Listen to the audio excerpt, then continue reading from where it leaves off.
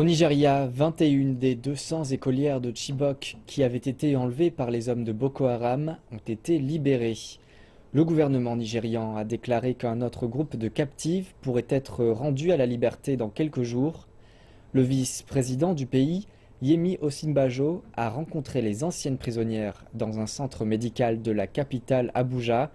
Il confirme que les négociations progressent et que d'autres jeunes filles pourraient être libérées. Pendant plus de 2 ans, ces jeunes filles ont été prisonnières de la secte islamiste Boko Haram. Leur vie a basculé un jour d'avril 2014 lorsqu'elles ont été enlevées dans leur école de Chibok. Elles seront prises en charge par un centre médical d'Abuja pendant quelques semaines. Les professionnels de santé ont déclaré que les écolières souffraient d'extrême malnutrition et avaient besoin de toute l'attention possible. Mais au-delà de leur sauvetage, il y a bien d'autres choses à prendre en compte. Le comportementaliste James Komolafe s'inquiète pour la santé mentale des jeunes filles. Il dit qu'elles ont besoin de thérapies adaptées pour espérer se réinsérer dans la société.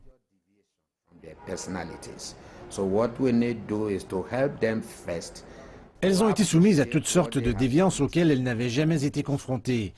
Pour les aider, il faut d'abord que nous sachions ce qu'elles ont vécu exactement. Il faut aussi qu'elles veuillent s'en sortir via une thérapie adaptée, notamment la thérapie curative. Cela nous aidera à les désendoctriner et à les débarrasser de toutes ces horreurs qui polluent leur psyché.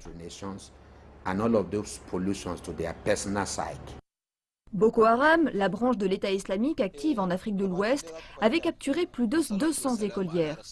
La libération de 21 d'entre elles est un progrès énorme. Yemi Osinbajo affirme que tout est fait pour tenter de libérer d'autres jeunes filles.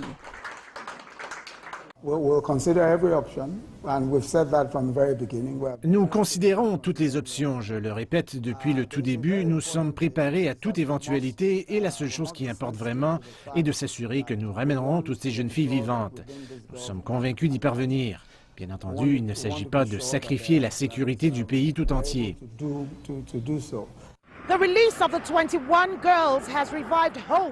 La libération des 21 écolières a redonné de l'espoir.